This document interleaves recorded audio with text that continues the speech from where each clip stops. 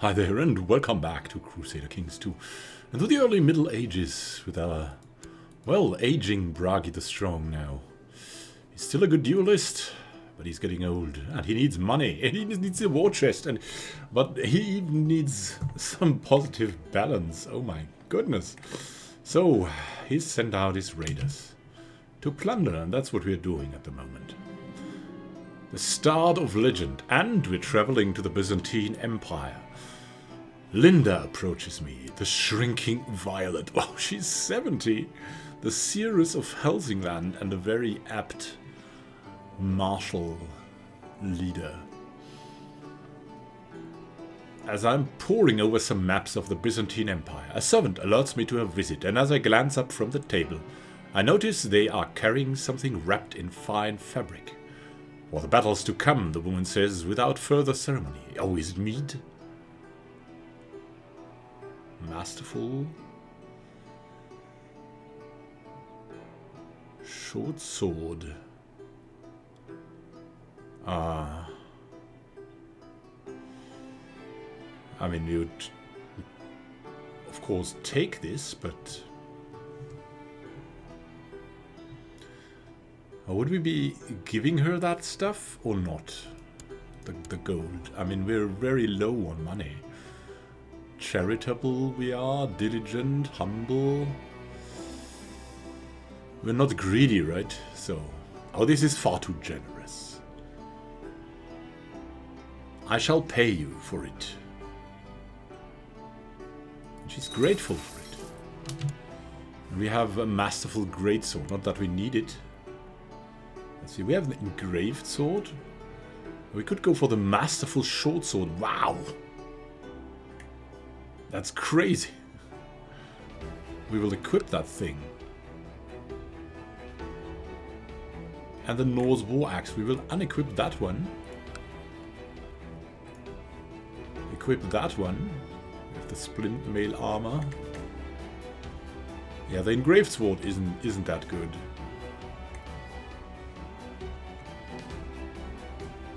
We have the Norse war axe. Gives us martial. We have that masterful short sword, giving us prestige and leading the center.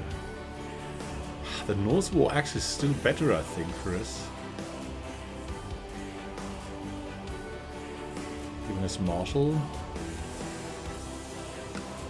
I mean, the thing is, yeah, it's a two-handed weapon, so we can go for both of these, and then they are better. It's a short sword after all. So, it was of great help, certainly. We can lead two weapons now. Dear Bragi, I'd like to invite you to join me for a small gathering of friends, says good brother of Finnmark, a cousin. He loves us, basically, and we kind of really think he's good. To dine and drink and forget about the world outside. Oh yeah, he's in a carousing focus for a little while. Please be prepared to reserve a few days for this in case we get truly into the spirit of proceedings. Of course I'll come. Come on, good brother. You're married to our daughter. A legendary journey. The time has come for us to move into enemy territory. Adalbert, the short-tempered, and I are toasting once more to the wolf warriors. We shall find their most experienced warriors and show them what it means to be Norse, I declare. Everyone shall know our name, he agrees, slamming his fist into the table.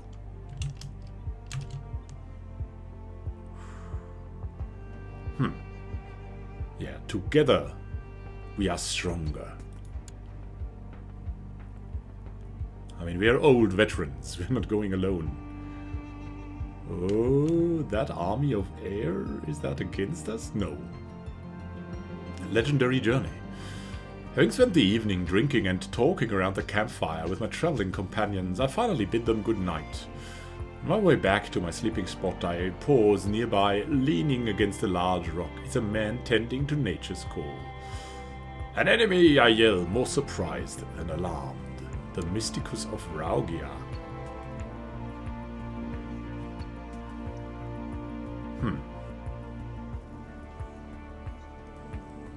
should we... I mean, do we want to die already? We're a good duelist, so...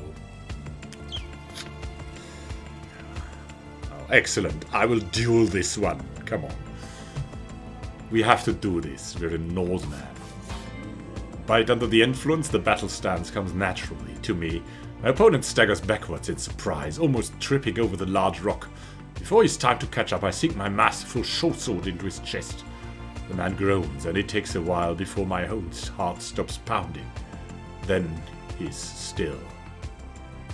Another victorious match. Ooh, and we're wounded. In a spectacular duel.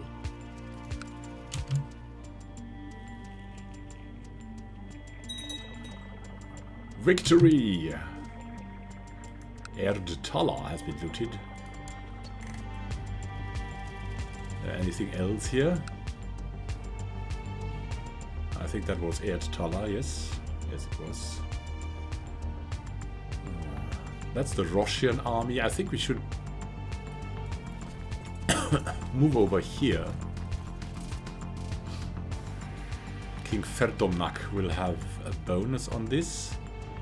There's a city still, and that capital. Or we could move over here to Chief Broidan, the Rush of Pictland. Who is also not really in a good spot. We can say that. He's got a lot to loot too, but let's not make more enemies. Let's move in here. Chancellor Fjordor has improved relations with High Chiefess Rawa of Karelia, and a legendary journey continues. Walking through the streets of a village in Constantinople, the locals seem eager to point out how foreign I am. They have clearly never seen a man like me before, and while some are adoring my armor and confident stride, it does not take long before I encounter open hostility. Go home! One man barks. Nah, we're wounded right now, and we're old. This one looks too big for me.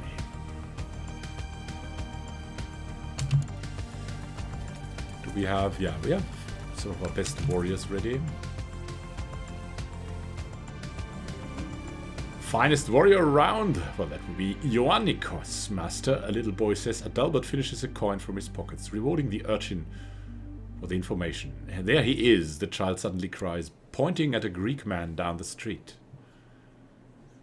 Wow, he's really good. He's not a wounded, he's a duelist too. On second thought, maybe... oh. Would even lose our braveness. Would we do that?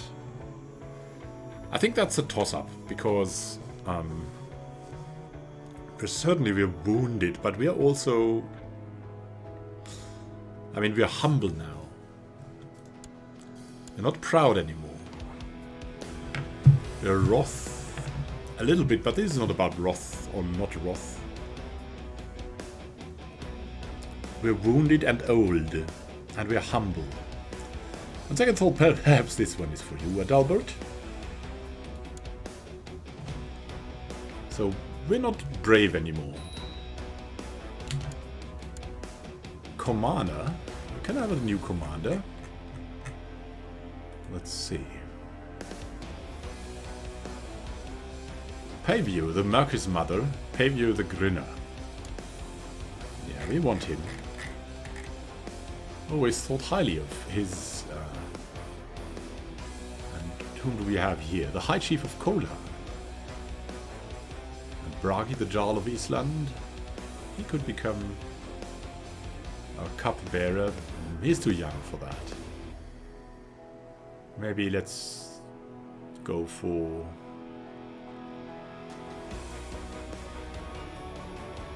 High Chief, Chiefs. We have so many chiefs. Maybe Stein, the commander of Northeriki. You need some money. He's expendable. Let's take Stein. He might become important in time.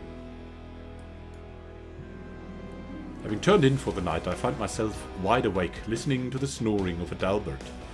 Just as I am about to get up and do something about my irritation, I hear a rustling in the bushes. Before I can get to my feet, I find a man leaning over me, eyeing me suspiciously, a weapon aimed at my throat.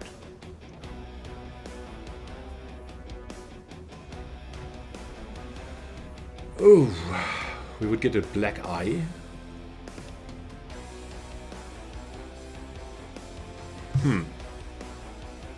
I mean, that's a thing of a momentary decision. So I think I'll roll this out with a d4. So 1 and 2, or d6. Yeah, that's rather it. 1 to 3 is the first option, and 4 to 6 is the second. 1 we have. You come armed, I see. How about we do this one-on-one? As soon as the camp is out of earshot, my opponent draws his weapon. Wind moves over the wounded meadow, the grass bending in waves, causing it look as if the ground itself is breathing under our feet. This is too easy, I murmur. Then I sever his head from his body. Another victorious match. In a spectacular duel. Oh, we have imprisoned a lot of people in that battle. Now, normally we would definitely be going for, yeah, at least one war sacrifice. Dathgus MacCallachan and Major Fiachne of Stirbonak. I think he would be good to ransom, indeed. The legendary journey. We're camped on the plains, on your way to the Byzantine Empire. While I'm scouting the perimeter, I hear is the sound of fighting. As I lean out from behind a large rock, I spot a man wrestling a stag and winning. That guy here. A master schemer. With a broken spirit, though. Ah. I mean, he doesn't look brawny and all, from the looks of it.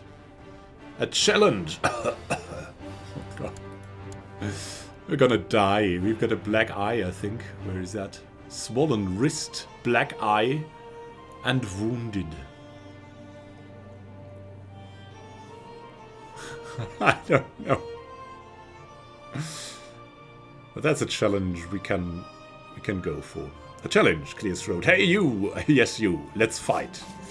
Stag dead on the ground, the man braces for my attack. I call out, for the wolf warriors, my masterful short sword swooshing. And he's singing through the air. With the air trees as our audience, and only witness to my deed, I have soon seen to sever his head from my body.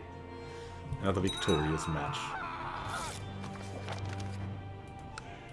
May your years be short and miserable. I accept paying your ransom for the safe return of Major Fiachne.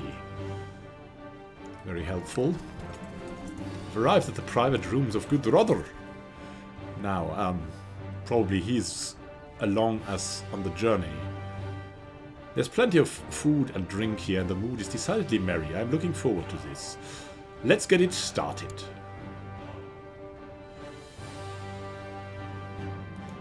Been following a rumor. Oh, on the legendary journey.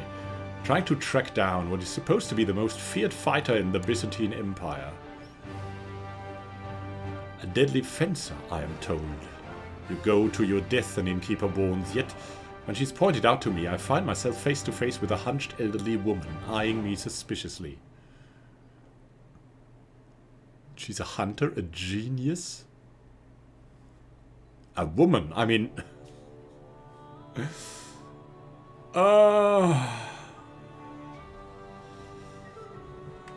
An old woman.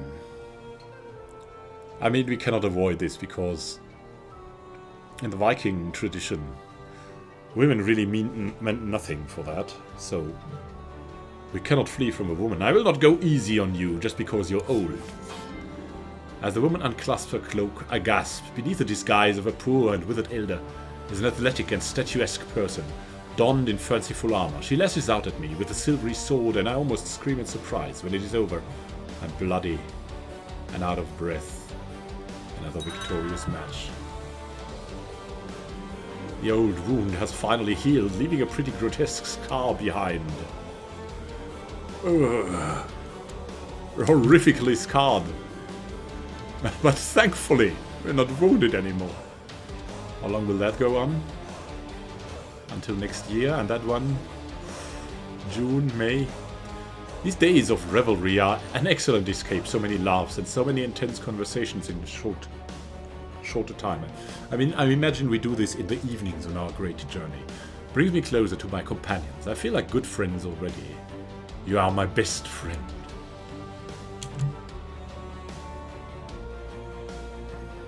Now, this is probably the last journey of King Bragi the Strong, and it is a legendary one. The blood of a legend. Upon your return to Nidaros, your servants and household members trip over themselves to greet you. The victorious warrior returned. The whole fortress has been dressed in celebratory banners, and your friend Gudrother greets you with a smile. I have the impression you have some rumors to explain, my lord, he smirks, adding, or to embellish, I suppose. From deeper in the fortress, the wolf warriors are singing a song of battle, its melody inviting you to celebration. For every Norse. Oh, we're a renowned hero. We're founding a bloodline. And the bloodline will already die out. No.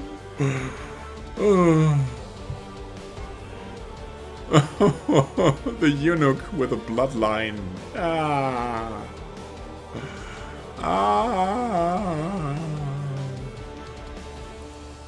What descendants do we have? Oh, Bragi the second of Islam is carrying on our bloodline. Well, at least that. That's good. That's good.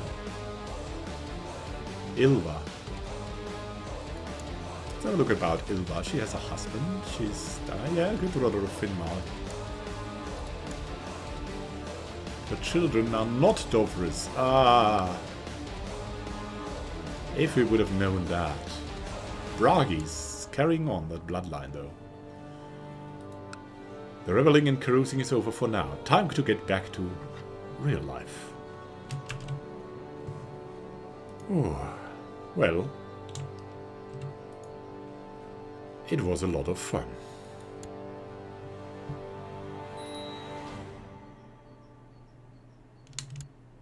On death, their titles might pass from your realm. Yeah, there's a lot of people there.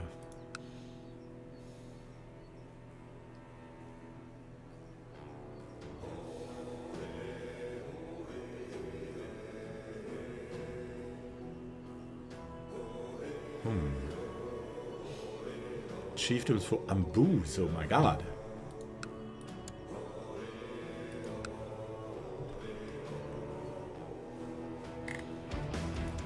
Could declare that war on... Oh, look. Scrungles would be the heir to this guy. To Circular. We cannot declare war because, okay, we have troops. We have troops ready already. Yeah, we need to plunder first too, and we need to do something with all of that prestige. We cannot because we're out of money so much.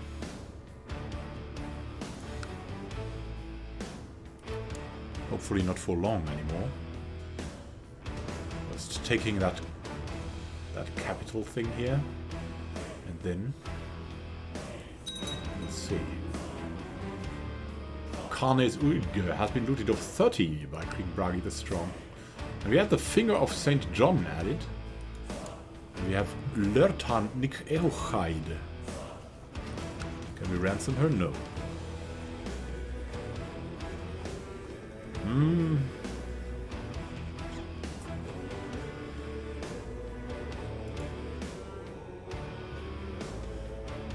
She's looking for love. She's patient, humble, chaste, trusting, and slothful. Karnes Uige was filled with horses and cattle. Our raiders have rounded up a large flock in the main square, so that I can decide which ones to pick for myself and what to do with them. I mean, we have said that usually you share this with your people. and will do so this time as well. As my troops ransacked the castle of Karnazuige, they uncovered an interesting relic that King Ferdomnak had hidden away there.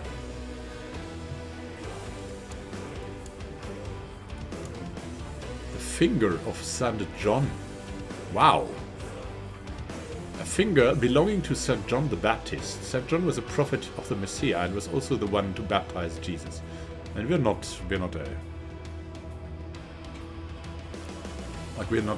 a faith warrior, so we'll keep this just in case it does something. Wonderful news. Maybe we can sell it or so. At that siege.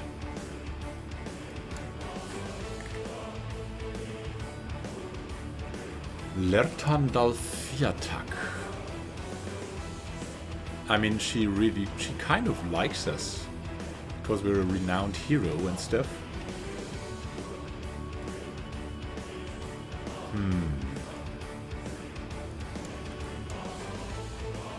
Let's see.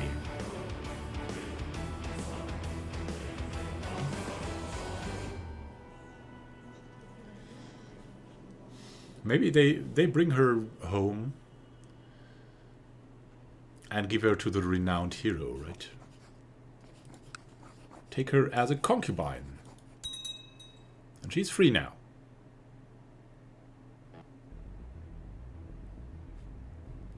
We've abducted her, but... yeah. Oh my god, yeah. She doesn't like that we have abducted her. She's chaste too. That's not a problem. And we have Kumandalfiatak. Kumanik Verdomnak. She's inbred. Oh my god. But that means maybe she has someone to pay ransom for her, no? If we could marry her off to someone. That would be fun. No? Let's have a look at the council. We have people that have no wives yet.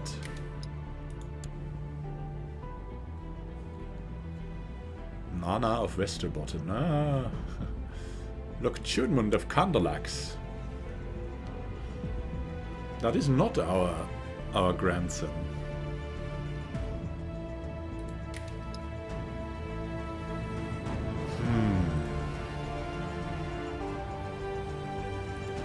Who is there in our court who seeks for love?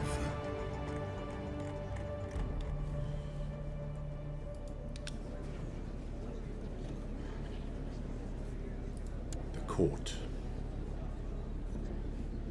Kuman the prisoner. And Hesing the commander.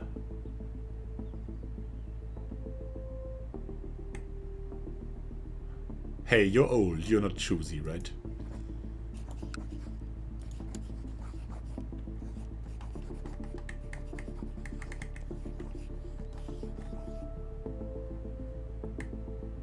Flirtan here.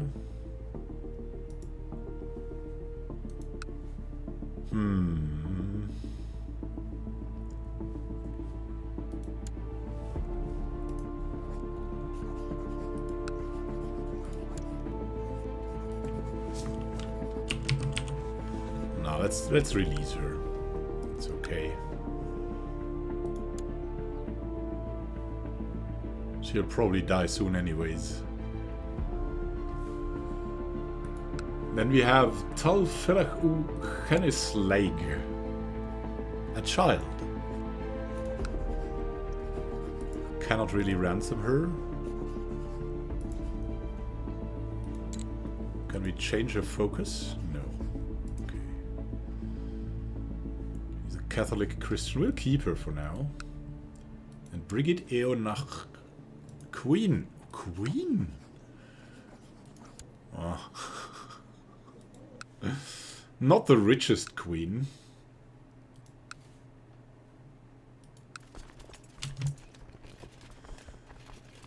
At least we go out of this with some positive money. Eirik of Medelpad has formed an alliance with Freyr of Helgeland. Both of our vassals. So that's not too bad.